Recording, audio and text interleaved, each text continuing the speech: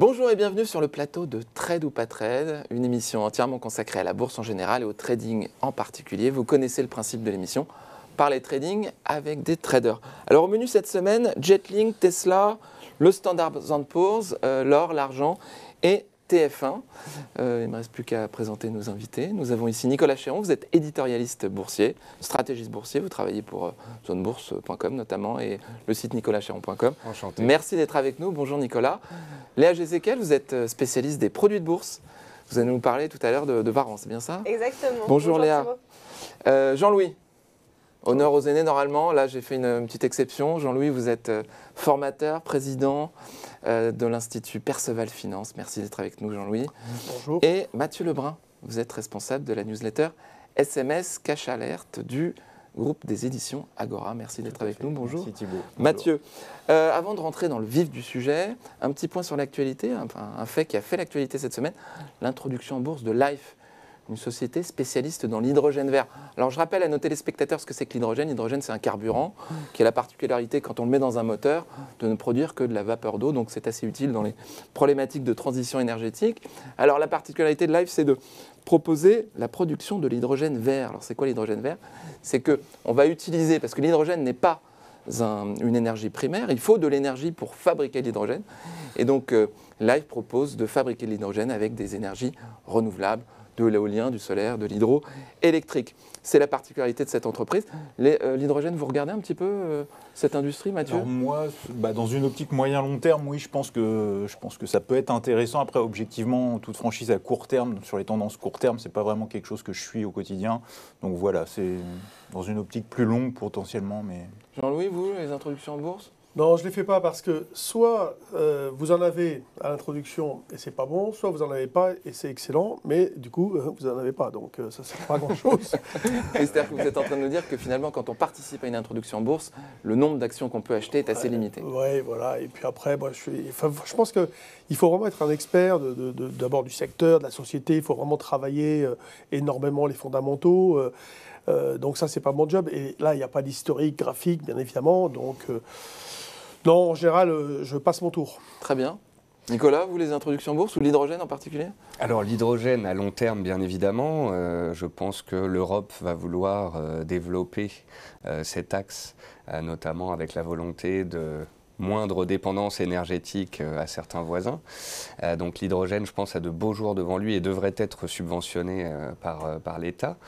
À court terme, je suis d'accord avec Mathieu sur le fait que, on nous parle beaucoup d'hydrogène, mais on ne sait pas encore à quelle vitesse, comment ça va se développer. Donc c'est peut-être un petit peu... C'est naissant, mais peut-être un petit peu tôt. Et en termes d'introduction boursière, je suis totalement en phase avec Jean-Louis. En fait, je n'en fais aucune. Parce que j'attends de voir un petit peu, de pouvoir prendre le pouls. Du marché, de l'accueil. Du marché, de l'accueil. Est-ce que ça monte fort? Est-ce qu'il y a des prises de bénéfices dès le début? Peut-être attendre ne serait-ce qu'une première publication, pourquoi pas. Très bien. Donc voilà, se donner un petit peu de temps, faire sa liste de sociétés hydrogènes, les surveiller, mais ne pas non plus se presser. Je rappelle que pour suivre le secteur de l'hydrogène, il existe un certificat Tracker 100% émis par Société Générale. C'est le Solactive Hydrogen World ex-USA, c'est-à-dire qu'il n'y a pas les entreprises américaines. Maintenant, on va passer à la rubrique « On refait la semaine ».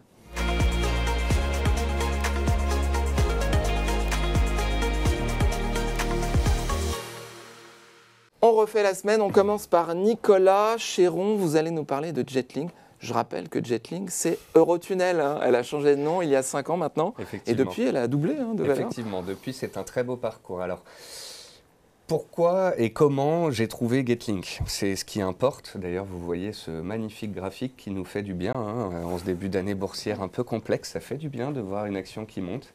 Et c'est justement comme ça que je l'ai trouvé. Très simplement, j'ai cherché la liste des actions qui étaient en hausse de plus de 15% depuis le début de l'année pour ne trouver qu'un nombre de dossiers qui, d'une part, surperformaient le marché, mais surtout faisaient leur vie.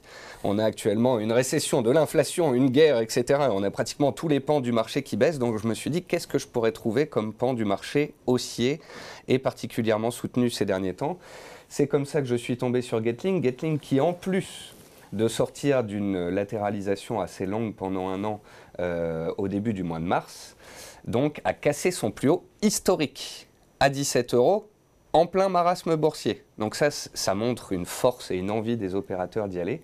Du coup, lorsque la valeur, après avoir cassé les 17 euros et elle a été à 18 euros, elle est revenue tester ce seuil. En analyse technique, on appelle ça le phénomène de pullback, c'est-à-dire qu'on va casser une zone et on va revenir la tester. Et lorsqu'on l'a testée, je l'ai mis en avant effectivement à ce moment-là auprès de mon lectorat en disant on a une valeur qui fait sa vie, qui est haussière, qui est sur support, elle est susceptible de repartir et de continuer sa tendance.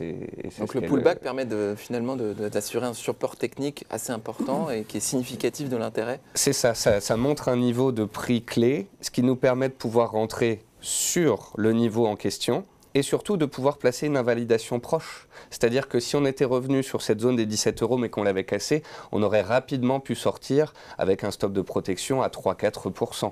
Donc ça permet d'avoir un risque faible, de pouvoir profiter d'un titre sur un seuil clé et d'avoir un gain potentiel relativement élevé. Merci Nicolas. Mathieu, vous allez nous parler d'un dossier que vous avez suivi récemment, c'est Tesla. Alors Tesla, particularité d'avoir un dirigeant qui fait quand même beaucoup de, on va dire, qui fait l'actualité dans les médias, qui est très actif sur les réseaux sociaux. Est-ce que c'est pas un peu dangereux d'avoir une entreprise qui est quand même ça un peu soumise à la communication un petit peu agressive parfois, en tout cas très intense de son dirigeant? Alors, y a le côté effectivement dirigeant, comme vous le dites. Maintenant, moi, ce qui m'intéressait, c'est 3 points prioritairement. D'une part, le côté growth de la valeur, c'est-à-dire qu'en gros, voilà. C'est comme les Apple, les Microsoft, c'est des titres qui sont très chèrement valorisés, qui sont prépondérants dans le Nasdaq. Et donc, en gros, moi, depuis le début de l'année, j'ai un peu l'idée que le Nasdaq va baisser. Donc, si le Nasdaq baisse, les Tesla, les Amazon, etc., ça va baisser. C'était le premier point. Ce que j'aime bien aussi chez Tesla, c'est qu'il y a du Bitcoin. Vous dites que vous aimez bien quand ça baisse, mais pour pouvoir les racheter, c'est ça? Ah non, du coup, moi, c'était une stratégie short. Alors, du coup, j'étais short sur Tesla depuis plusieurs semaines. Et donc, deuxième point, ce que j'aimais bien, c'était l'aspect aussi lié au Bitcoin. C'est-à-dire que là, depuis autant l'année dernière, j'étais assez chaud sur le Bitcoin, sur les crypto-monnaies. Autant là, depuis quelques mois, je suis assez prudent. Et donc, par voie de conséquence, si le Bitcoin arrête de monter, on peut se dire que ça va être aussi un frein à une poursuite de la hausse de Tesla qui détient pas mal de Bitcoin. Et également, il y a eu le petit joker en fait, qui m'a fait rentrer en fait, très concrètement, c'était sur l'annonce de Twitter avec l'intérêt d'Elon Musk où pour le coup, en termes de financement, il y avait l'éventualité de vendre des actions Tesla. Donc en fait, il y avait une somme de catalyseurs qui couplée à une configuration, vous voyez, en triangle, qui me semblait assez dégradée, c'est-à-dire qu'on voyait que le titre ne faisait plus de plus haut depuis quelques mois. Donc voilà, on avait une conjonction d'éléments qui m'ont fait me positionner à la vente. On était, vous voyez, autour des 850. Avec un objectif de 700, pour le coup, on était sur 700, voilà. Et pour tout vous dire, là, j'ai toujours en fait à l'instant T les puts. Alors c'était des leviers, voilà, des turbo puts. Alors pour le coup, le levier plus faible parce qu'en plus c'est une valeur très volatile. Le contexte. Si on met du levier sur du levier, ça fait beaucoup. Ouais, voilà, c'est des valeurs. On l'a vu récemment qui peuvent faire du moins 10 en une séance. Donc si on est en levier à 2 chiffres, c'est à mon avis très vite ingérable. Mais dans tous les cas, en fait, progressivement, avec en plus le principe que les marchés baissent plus vite qu'ils ne montent, ce qui se confirme avec Tesla, car ça baisse de 5 ou 8% sur les séances de baisse, et quand on a des rebonds, c'est plus limité. En gros, moi j'avais en première cible les $700, et pour tout vous dire, j'en conserve un seul, parce que je pense toujours que le marché est pas, la fin de baisse de marché n'est pas terminée, donc pourquoi pas aller voir plus bas, $100, $200 plus bas. C'est intéressant parce que Jean-Louis, vous êtes intéressé à la configuration du Standard & Poor's, qui sur ses plus hauts a perdu à peu près combien j'avais noté 18%, 18-20%. Non, 20 et quelques. Évidemment qui a mieux résisté que le Nasdaq qui lui a perdu 30%, mais moins bien résisté que le CAC. En fait, moi je m'y intéresse pour des raisons très, très simples. C'est sa volatilité qui est assez étonnante. Parfois en une heure de temps, c'est du -3, -4 et ça reprend 2,5, 3. Et notamment en séance, mais dans l'heure qui suit. Et en ce moment, vous avez un intérêt, je trouve, incroyable tous les vendredis. Si vous voulez, sur le Standard & Poor's, vous avez des options listées qui arrivent à échéance à 22h. Et le cours de compense, c'est le prix entre 21h50 de cette option, c'est le prix entre 21h59 et 22h. Et ça bouge, mais c'est délirant. Donc, dans cette minute? Dans la dernière minute? Non, juste avant, si vous voulez. La demi-heure d'avant ou l'heure d'avant, etc. Ils commencent à préparer de l'artillerie à la hausse, s'ils veulent tirer ou pas. Mais il y a vraiment des manipulations avérées, le terme avéré est peut-être un peu fort, mais des manipulations, il y a quelque chose. Il y a des intérêts qui se manifestent dans des mouvements assez importants. Ah oui, et pour provoquer des mouvements, pas des tendances, des mouvements, mais extrêmement puissants. Donc, moi, je travaille beaucoup là-dessus, et j'attirais votre attention sur le fait que pour ceux qui veulent faire des turbos, par exemple, peut-être qu'ils ne sont pas obligés de prendre des échéances très courtes, comme moi je le fais, puisque je travaille, c'est vrai, sur des échéances extrêmement courtes, mais il y a vraiment, si vous voulez, à faire, parce que, j'ai envie de dire, en ce moment, ça fait 10 jours à peu près que le marché stabilise. Mais, bon, même si on rate le coche, même si on rate quelque chose, on finit toujours par revenir à la case départ, si vous voulez, voir dans le bon sens, etc. Donc, il y a vraiment matière à travailler cet indice qui cote en permanence, quasiment, via les contrats futurs qui, eux, cotent, sauf entre 23h et minuit, mais ils cotent tout le temps.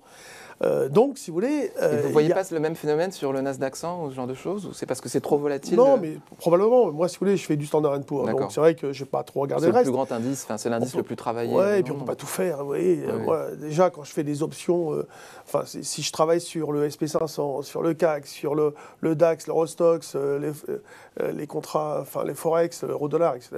Après, pas trop se diversifier, vaut mieux se concentrer. Ça commence à faire beaucoup. Mais là, je trouve qu'il y a vraiment un intérêt à regarder, à faire des choses, parce que ça bouge comme jamais ça a bougé. Voilà. Très bien, très intéressant. Il y a un petit phénomène intéressant, si je peux me permettre de rajouter cela, Jean-Louis, tu as dû le noter, c'est qu'il y a la clôture européenne qui rentre vachement en jeu. Pour vous donner 2 exemples, vendredi dernier, on est à moins 4,5 à 17h30. C'est ça. Sur le Nasdaq. Et là, je dis, sur les réseaux, imaginez qu'ils soient en train de nous faire clôturer tout en bas et que derrière, ils reprennent 3%. Ouais. Ils ont fini vert le soir. Donc il y a vraiment le cette Nasdaq a volatilité fini à en moins intraday. 0,30, le S&P a fini à 0. Hier, même chose, 17h30 hier mardi. 17h30, le Nasdaq est à moins 2,5. Je dis, oh, ils ne seraient pas en train de nous refaire la même chose, etc. Le S&P 500, dans la dernière heure, reprend 2%. Oui, c'est donc cette volatilité intraday qui est assez étonnante. 2,5. Et le Dow Jones clôture positif. Et tout ça dans une latéralisation. Non, mais à un moment donné, en plus, on fait des breakouts à la baisse, on a l'impression que ça va baisser. Mais il n'y a pas d'accélération. Il y a 0 accélération. On est à 3800 à peu près. Et on finit à 3899, quelque chose. Parce qu'en fait, moi, j'étais vendeur du call 3009. Alors, c'était plutôt pas mal à ce moment-là. Mais je voulais me faire assigner. Mais bon, je ne me suis pas fait assigner. Mais coup de chance, on a ouvert après le lundi au-dessus. Donc, j'ai pu vendre. Mais c'était incroyable, ce mouvement de reprise. Et comme par hasard. Alors, pourquoi ils n'ont pas fait 3009 ? Ils auraient pu, très facilement. Donc, il y a quelque chose. Il y a des intérêts autour de ce niveau-là. Et donc, voilà, on a fini à 99, quelque chose. C'était très drôle. Après, moi, je pense que ces mouvements-là de volatilité, c'est typiquement ce qu'on a dans des marchés baissiers. C'est-à-dire quand on monte, il y a même encore en début d'année, sur la première baisse de janvier, on n'avait pas ce type de mouvement-là, où comme Nicolas le disait, du moins 4 à... Et donc ça, je pense qu'en termes de structure, dans une optique à plusieurs semaines, plusieurs mois, je ne suis pas sûr que ce soit très sain. Oui, mais ça fait 10 jours qu'ils stabilisent. C'est ça qui est incroyable. Ça fait 10 jours qu'on peut jouer avec ça. Ça dépend de l'unité de temps. Ça dépend de l'unité de temps. En fait, à court terme, je suis complètement d'accord avec Jean-Louis, il y a des choses à faire parce qu'on est sur un nœud. On est sur un nœud et sur ce nœud, tant que ça tient, si on tient cette semaine, on peut faire ce qu'on appelle un bear market rally, c'est-à-dire un rallye haussier d'une tendance baissière de moyen terme, comme le dit Mathieu. Et je suis totalement d'accord avec Mathieu. Via des turbos où le risque est limité. Bon, à la limite, si ça part à la baisse... le risque est quand même constitué par la perte du capital. Il ne faut pas l'oublier. Mais dans ces cas-là, on peut mettre un petit montant. Alors, on va passer à la rubrique. Merci messieurs, merci, c'était très intéressant. Je suis obligé d'intervenir parce que sinon, en ce moment. On va en parler pendant 45 minutes. On va passer à la rubrique le zoom sur.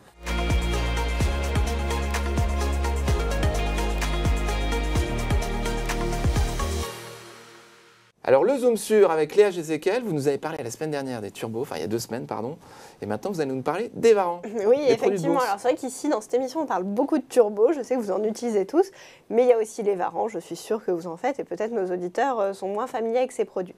Alors tout comme les turbos, finalement les varans ils ont 2 objectifs, c'est soit d'aller amplifier les variations d'un sous-jacent, donc à la hausse ou à la baisse, ça peut être favorable ou défavorable à l'investisseur, et ça peut aussi permettre de réaliser des stratégies de couverture via des puts si on veut protéger son portefeuille contre une baisse temporaire. Alors les varans, Ils sont négociables de la même manière que les turbos, c'est-à-dire via votre intermédiaire financier habituel, notamment avec Boursorama dans le cadre de l'offre Bourso Markets. Vous pouvez les négocier de 8h à 22h tous les jours de bourse sur une multitude de sous-jacents. Donc ça peut être des actions, des indices, des matières premières, des devises. La différence avec les turbos, donc elle ne se situe pas au niveau du concept qui est soit effet de levier, soit couverture, mais elle se situe sur la valorisation du produit. C'est-à-dire qu'avec un turbo, on l'a vu, on va regarder principalement le cours du sous-jacent pour comprendre comment le cours du produit évolue. Avec les varants, il va falloir prendre plus de paramètres en compte, puisque les varants, ce sont ni plus ni moins, pour ceux qui sont un petit peu plus avancés dans leur connaissance financière, des options, mais faites pour un marché particulier. Et émises par un établissement bancaire. Tout à fait, voilà. Et donc, ces varants, ces options, elles vont varier en fonction du cours du sous-jacent, mais aussi en fonction de la volatilité et du temps qui reste jusqu'à la maturité. Donc, sur l'aspect sous-jacent, si vous êtes haussier, vous allez choisir un call, si vous êtes baissier, vous allez choisir un put, mais sur la volatilité implicite du sous-jacent, toute hausse de volatilité est profitable à la valorisation de votre varant, que ce soit un call ou un put, c'est le même effet. Alors qu'au contraire, si la volatilité implicite sur votre valeur diminue, ça va aller pénaliser la valorisation de votre varant. Donc c'est très important quand vous choisissez votre produit, votre varant, d'avoir conscience qu'en plus d'avoir un scénario sur le sous-jacent, vous avez aussi un scénario sur la volatilité. Notamment, par exemple, pour ceux d'entre vous qui apprécient de mettre en place des scénarios autour d'annonces de résultats, attention, quand il y a un résultat qui va être annoncé, en général, on peut observer une hausse de la volatilité implicite qui est qui est ni plus ni moins finalement la tension et l'incertitude qu'il y a sur les marchés. Et une fois que le résultat est annoncé, Publié, ouais. on peut tout à fait assister à une diminution de cette volatilité qui peut venir finalement contrecarrer votre scénario. Il existe des indicateurs techniques pour connaître la sensibilité du prix d'un varant à ces différents paramètres, Voilà. la valeur temps, la volatilité, etc. Exactement. Notamment, c'est pour ça qu'il est toujours recommandé de se limiter à des varants qui ont un delta entre 30 et 60%, parce que sans trop rentrer dans le détail ici, mais le delta, c'est l'assurance d'avoir, le delta entre 30 et 60%, c'est l'assurance d'avoir un varant qu'on va appeler bien équilibré. C'est-à-dire que bien sûr, il va y avoir un impact de la volatilité, mais qui va rester raisonnable par rapport à l'impact des autres paramètres. Donc on a parlé du sous-jacent, de la volatilité, reste la maturité. Sur les varants, vous avez ce qu'on appelle la valeur intrinsèque, qui est constituée finalement de la différence entre le cours actuel du sous-jacent et le strike du produit. Et on a aussi ce qu'on appelle la valeur temps. La valeur temps, en fait, c'est une poche de la valorisation du produit qui va fondre au fur et à mesure de la vie du produit, puisque finalement, un varant call, c'est ni plus ni moins qu'un droit à acheter un sous-jacent à une date prédéfinie, à un certain montant lui aussi prédéfini. Et du coup, plus la maturité diminue, moins on a finalement l'opportunité d'aller chercher ces niveaux-là.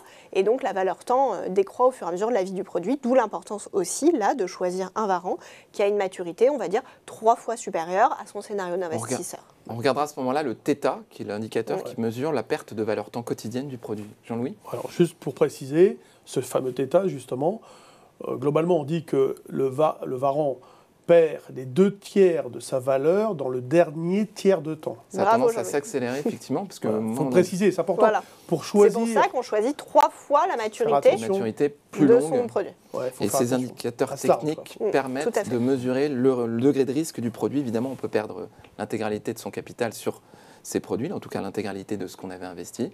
Mais l'effet de levier peut être intéressant lorsque le scénario qu'on avait anticipé se réalise. Merci beaucoup Léa, vous aviez terminé ? Oui, tout à fait. Merci infiniment Léa.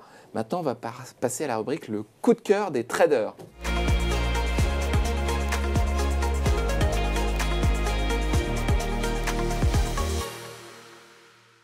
Le coup de cœur des traders, on va commencer avec vous Nicolas. Vous allez nous parler d'argent. J'ai l'impression que vous nous parlez toujours d'argent. Enfin, il y a un mois, vous nous avez parlé d'argent ? Mais on parle d'argent ici. Absolument. On parle d'investissement. On va mettre le chronomètre en route. Attendez. C'est parti, on y va. Nicolas, c'est à vous. Alors, tout simplement, je vous ai parlé des cours de l'argent qui m'intéressaient dans une optique de moyen terme lorsqu'on s'est vu il y a un mois et je vous ai dit que j'aimerais bien l'argent autour des 21 $. Pourquoi je vous en parle aujourd'hui ? Parce que nous avons tapé les fameux 21 $. Sur ce graphique de long terme, vous pouvez voir qu'en fait, les cours de l'argent entre 2016 et 2020 étaient vraiment écrasés à l'horizontale entre 12 et à peu près 20 $. Nous sommes en train de revenir, un peu comme Getlink tout à l'heure, sur un support sur un niveau clé qui a été résistance par le passé, qui fait support maintenant. Pourquoi l'argent a chuté ces dernières semaines? Parce que le dollar était extrêmement fort, qu'on attendait inflation, hausse de taux, et voilà une politique monétaire très forte de la Fed. Maintenant, le dollar ne va pas monter éternellement. Il vient d'arriver sur une zone clé. On peut le voir d'ailleurs sur l'euro-dollar. Et donc, on a à court terme les métaux qui réagissent tous. Et dans une optique de diversification, parce que les cours de l'argent sont en très légère baisse depuis le début de l'année, mais sont relativement solides, je trouve qu'il est bon dans les marchés actuels d'avoir une poche sur les métaux précieux. Très intéressant, vous avez été un très bon élève. On a fait moins d'une minute. 1 minute maintenant. Alors, messieurs, trade ou pas trade? Trade pour moi, oui. Trade. Alors, on va commencer par la contradiction. Jean-Louis. Trop tôt. En fait, si vous voulez, on a fait un rebond technique. Alors évidemment, l'achat à 21, il n'était pas évident. Mais au niveau des indicateurs techniques, pour l'instant, si vous voulez, on n'a pas le signal d'achat. Pour moi, il pourrait apparaître, mais c'est peut-être si ça dérive un tout petit peu encore, autour de 22, au-dessus de 22,60. Voilà, donc c'est très près. Hein. Donc je trouve que c'est peut-être pas la peine, si vous voulez, si on n'a pas payé le plus bas, que de payer maintenant, puisqu'on est presque, si vous voulez, ce que j'appelle moi en contre-signal, c'est-à-dire proche d'un signal d'achat, on peut vendre avec un stop juste au-dessus. Si vous vendez par exemple à 22,50 ou 22,30 même, et vous mettez un stop à 22,80 par exemple, au-dessus de 22,60, la perte, elle est identifiée, elle est très faible, etc. Donc moi, sur mes indicateurs que j'ai sélectionnés, que j'ai regardés, c'est ça à peu près. Hein, mais on a besoin que le cours évolue pour voir s'il n'y a pas des mouvements violents. Mais vous voyez, donc c'est trop tôt. En d'autres termes, vous attendez qu'un mouvement soit entamé pour pouvoir le confirmer par une prise de position. Parce qu'en plus, il s'est déjà entamé le mouvement. Oui. Enfin, il a déjà démarré, mais il n'est pas suffisant pour déclencher quelque chose où les probabilités de poursuivre à la hausse nous permettraient d'acheter, d'investir sur une reprise qui pourrait se poursuivre. C'est trop tôt pour l'instant. Mathieu, vous êtes plutôt trade. Oui, je suis plutôt d'accord. Alors en lien en plus, parce que je vais parler de l'or pour ne pas spoiler par avance. Mais donc effectivement, moi je trouve que c'est plutôt... Alors là aussi, je suis d'accord dans une optique de diversification de moyen terme. C'est-à-dire globalement, pour faire large, entre 18 et 21. Donc ça peut paraître large, mais on est quand même sur quelque chose qui peut être réactif. C'est un peu le même principe que sur l'or, autour des 1750, 1800. Je pense qu'il y a une grosse zone un peu tampon. Et donc je suis assez d'accord à l'idée d'accumuler dans cette région de prix. Ouais. Alors, droit de réponse. Voilà. Ce n'est pas du trading, Jean-Louis. Ce n'est pas du trading. Évidemment, en tant que trader, les cours viennent de passer de à peu près 20,80 à 22 quelque chose. Je n'achète pas un sous-jacent qui vient de prendre 7% en 4 séances. Non. Mais je rappelle que c'est cette zone de prix des... Alors Mathieu dit 18-20, bon on pourrait dire, allez, on peut dire 18-20 si vous voulez, ou 18-21. Mais pour moi c'est du moyen long terme, c'est-à-dire que là si on fait du produit de bourse, c'est du produit de bourse à longue échéance. Les trackers, 100%, sans effet de voilà, levier. Et c'est de l'accumulation rationnelle, c'est-à-dire on va à 21, j'en prends un petit peu, on va à 19, et ben je complète ma position. Et tout cela dans une optique de moyen terme, avec des stops relativement larges, et dans une optique de diversification. Donc on est ici pas du tout en trading, on est plutôt dans quelque chose qui va un peu protéger le portefeuille et où on va acheter les excès baissiers. Merci infiniment. Maintenant, il est temps pour Mathieu, vous nous avez donné un petit avant-goût, de nous parler de l'or. C'est bon. Allez, je sens que vous êtes parlé avant l'émission, visiblement. On se met d'accord, on sera d'accord. Alors, on va mettre le chronomètre en route. Pardonnez-moi.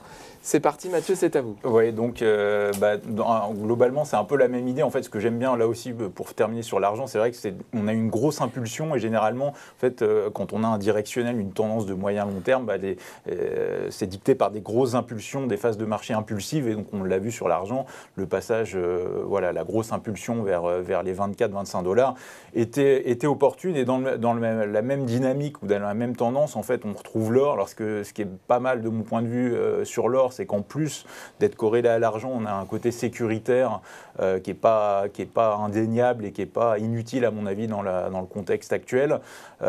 Pour faire simple, vous voyez, on a une zone de support qui est intéressante, ce que je disais dans les 1750-1800 $. Comme le disait Nicolas aussi, il y avait l'aspect dollar avec un euro qui est retombé sur un plus bas mensuel. Donc là aussi, avec peut-être dans une optique à quelques jours, semaines, des attentes par rapport au taux de la Fed qui pourraient s'atténuer. C'est-à-dire que là, on a eu un risque inflationniste. J'ai dépassé la minute. Vous avez dépassé la minute. Voilà, mais je suis plutôt aussi au-dessus. Alors, est-ce que ça a convaincu vos interlocuteurs? Ah, évidemment, quelle surprise. Jean-Louis, toujours stop. Alors Jean-Louis, Non, mais c'est exactement la même configuration graphique que pour le silver, pour l'argent. On a un arrêt de la baisse, mais on n'a pas encore les conditions réunies pour déclencher un signal d'achat technique. Donc, celui-ci pourrait apparaître, s'il était rapide et violent, peut-être au-dessus de 1880. On pourra peut-être la baisser dans les jours qui viennent si l'argent dérive doucement, enfin construit un peu plus longtemps sa hausse, mais ça peut être dans 3, 4, 5 jours, hein, ça peut aller vite. On pourra la baisser un petit peu, notamment par exemple par rapport au dernier, plus haut côté de la zone d'accumulation. Mais voilà, c'est tout. C'est le market timing qui n'est pas là. En effet, vous pouvez lâcher votre Nicolas disait tout à l'heure, le côté trader. Alors moi, je vais amener le côté un peu trader rapide, etc. Après, maintenant, si les gens se disent autour de 1800, je pense que c'est un bon niveau de prix. Hein, mais on retrouve cette réflexion partout. Hein. Dans la notion d'investissement, on définit un niveau de prix sur lequel on essaye d'acheter au plus bas. Donc, même constat sur les métaux précieux, or argent, même constat. On attend que le mouvement d'après vous se consolide. Nicolas, vous étiez plutôt d'accord évidemment avec Mathieu. Moi, je suis d'accord avec Mathieu. Après, il y a deux façons d'entrer dans un marché. Je suis désolé Jean-Louis, mais on a ici un actif qui est recherché, qui est en hausse depuis le début de l'année, qui surperforme le marché, qui est aussi à moyen terme. Où est-ce qu'on l'achète? On ne l'achète pas en pleine hausse au-dessus de 1880. Ça, c'est du trading de court terme. On l'achète sur le support. Moi, l'or à 1800 $, 1820, j'achète le support. Je ne cherche pas à savoir s'il va tenir ou pas. Je pense qu'il va tenir. On est dans un marché qui est déprimé, on a une mauvaise macroéconomie, l'or est une protection, le dollar était monté à des niveaux extrêmes. Et donc, l'or est revenu à 1800 $. Jean-Louis parle de baisse. Oui, baisse sur les dernières semaines, mais cette baisse s'inscrit dans un mouvement haussier de moyen terme qui lui-même s'inscrit dans un mouvement haussier de long terme qui lui-même s'inscrit dans un mouvement haussier de 20 ans. Voilà pourquoi j'ai de l'or en portefeuille et voilà pourquoi à chaque baisse, comme Mathieu, je pense, j'en rachète. Merci Nicolas, très intéressant. Maintenant, on va passer avec Jean-Louis à TF1. TF1, on va mettre le chronomètre, on va demander à la régie, merci beaucoup, à 0. Jean-Louis, c'est à vous. TF1, pourquoi TF1? Alors, il y a beaucoup de valeurs, en effet, qui sont sur des niveaux support. OK. La question qui se pose souvent, c'est qu'est-ce que je fais? J'y crois pas. Bon, là, si on y croit, par exemple, avec la potentielle fusion avec M6, enfin, réponse à l'automne, hein. C'est un dossier spéculatif. Et souvent, on a besoin d'avoir une confirmation de ce qu'on pense. Et on peut, c'était un peu une astuce que je donne aux auditeurs, c'est d'aller regarder ce que font éventuellement les dirigeants des groupes, puisqu'ils ont une obligation, si vous voulez, de déclarer leurs achats, leurs ventes, etc. Et on s'aperçoit depuis quelque temps que, notamment, Bouygues achète du TF1, etc. Et ça, vous pouvez le trouver auprès du site de l'AMF, etc. Donc, il y a des achats, alors, ce n'est pas des initiés, hein, ce sont des gens mais qui ont quand même une vision très précise du dossier. Et on est, sur le plan chartiste, sur un niveau support, où, en effet, il n'y a pas encore le signal d'achat. Mais l'astuce, c'était surtout de dire, regardez les déclarations des dirigeants sur les entreprises dont ils connaissent parfaitement les rouages. Très intéressant. Alors, messieurs, vos raquettes de ping-pong, trade ou pas trade? Ouais, j'aime bien aussi, effectivement, comme Jean-Louis, pour l'aspect capitalistique par rapport à M6. On a aussi un dividende, je crois, qui va suivre, alors de mémoire, je n'ai pas les dates, mais je crois que c'est en juin, et donc ça doit faire du 7-8% sur les cours actuels. Donc là aussi, j'aime assez bien le risk-reward, c'est-à-dire qu'on a effectivement un risque qui est assez limité par rapport à un upside si ça se redresse, qui peut être conséquent. Ouais. Je vois que tout le monde est d'accord. Oui, Nicolas aussi. oui, c'est très bonne idée de Jean-Louis de parler des déclarations AMF et des déclarations dirigeants, parce que c'est vrai que souvent on y décèle des petites intentions. Quand un PDG se renforce dans son entreprise, c'est quand même un signal fort, une bonne chose. Alors il faut faire quand même attention, hein. On a vu certains dirigeants se renforcer sur des actions qui ont perdu 50% depuis. Mais voilà, une très bonne information. Alors après, si je peux compléter ce qu'a dit Jean-Louis, peut-être une entrée en 2 temps. C'est-à-dire qu'on a un support, on prend une première position avec un risque mesuré. Et puis on a une zone autour de 7,70, 7,80 qui c'est les plus hauts de la semaine dernière et la moyenne mobile à 20 séances. Donc en fait, si on arrive à passer au-dessus des 7,80, c'est que d'une part, il y a eu de l'intérêt et que d'autre part, il y a en plus spéculation. Et ça permet d'avoir une première position, mais de ne compléter l'autre moitié que si et seulement si le scénario se passe bien. Très intéressant. Alors, Bon, vous c'est étiez bien, tous d'accord. Nicolas, c'est il a parlé plus que moi pour. Je viens de compléter. En complément. Merci messieurs, très intéressant. Maintenant, nous allons passer à la rubrique tant attendue, le quiz.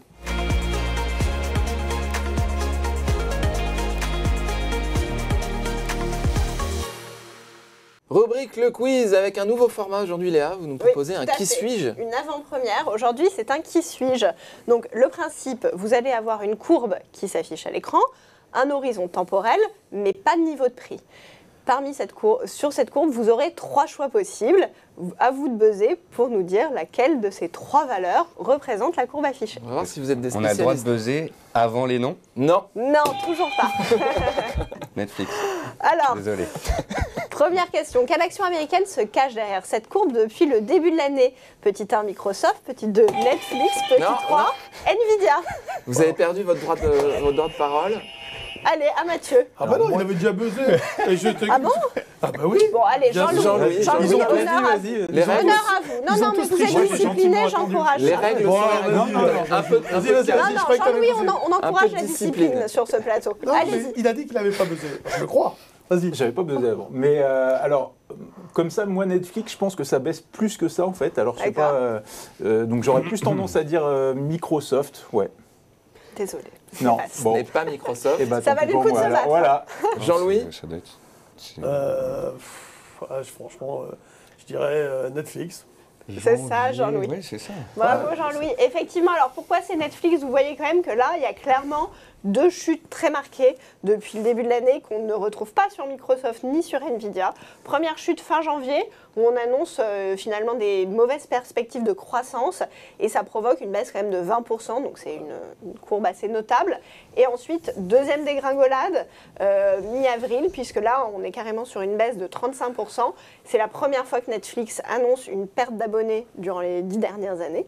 Et effectivement, le marché n'a pas du tout apprécié cette nouvelle. C'est super dur hein, quand même. Parce qu'en plus, Ouais, moi, ça va. on, Bah, écoutez, on je n'est l'ai pas dit là. direct, non, on il va pas les faudrait. dire. Non, Ah, mais Nicolas, C'est là, une échelle logarithmique. je Je suis- sais pas, parce que là, c'est écrasé, je trouve. Un au peu niveau de- de franchise, mais c'est bon. une échelle arithmétique, mais il faudrait peut-être. Voilà, c'est ça. Un peu de discipline, s'il vous plaît. C'est dur. Un point pour Jean-Louis, 0 pour Allez, vous Mathieu, allez 0 vous pour refaire. Nicolas.